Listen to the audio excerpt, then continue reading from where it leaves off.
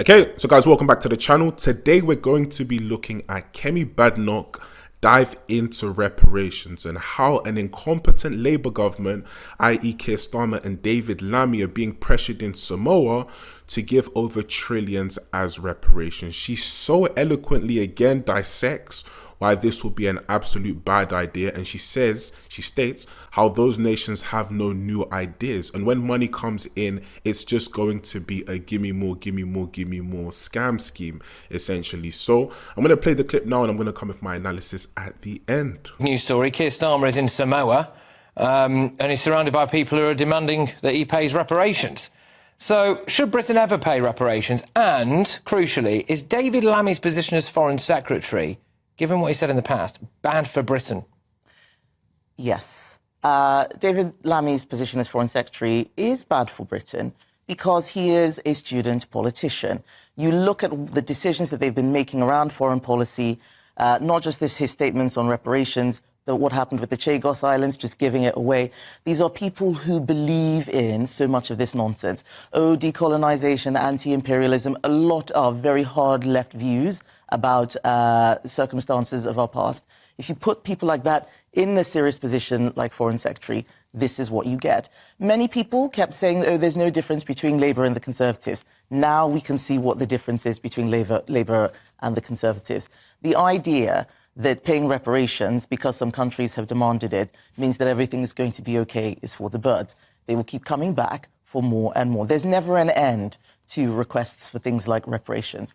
Personally, I mean, you've heard what I said at the debate. I think these things are a scam. When you have certain countries who don't have any new ideas or policies of their own, it's very easy for them to get support in their country by going to fight, another country, in this case, the UK, or demand something. It's a way of them being populist in their countries. We shouldn't fall for it. We need politicians who are not naive. And I'm afraid Labour are very naive, and they have no foreign policy plan, really. OK, all right, well, so far, Keir Starmer's ruled it out, but to watch this space, I suppose.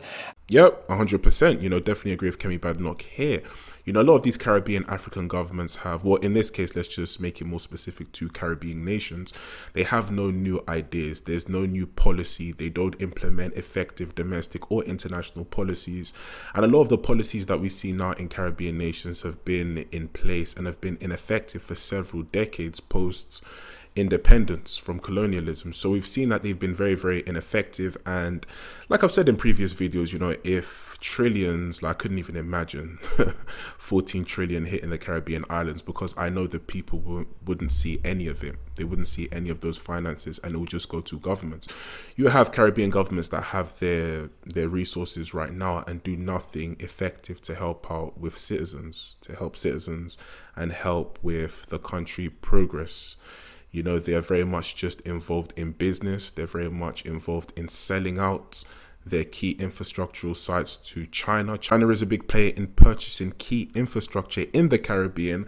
And what we've essentially seen over these past couple of decades is just no progress. I've said it many, many times. A lot of black liberals in the West like to champion behind this notion of trillions should be sent back home when they wouldn't benefit from it. Their families back home in the Caribbean, those same Caribbean islands, wouldn't benefit from any kind of finance being sent back there because of such enormous levels of corruption. In addition, a lot of Caribbean nations per capita are doing better off than a lot of African nations, per capita. They earn more, they live a better quality of life. And we always hear this discourse coming from Caribbean nations and Caribbeans in the diaspora, and not so much African nations in addition to Africans that live in the diaspora, as you saw from my last video, whereby Kane Day was talking about Jamaica and he was so adamant on reparations. And then you had the other lady who was from Nigeria basically saying that the UK needs to use finances to build up the UK. This conversation never really hits, African nations, and they don't really call for this. It's mostly a Caribbean thing. So I just believe that revenue should be better implemented in the United Kingdom, and Caribbean alongside African governments need to look at ways to enhance life and productivity in those same Caribbean and African nations. So yeah, but anyway guys, let me know what you think in the comment section down below. Like, comment and subscribe, and I'll catch you at the next video. Peace.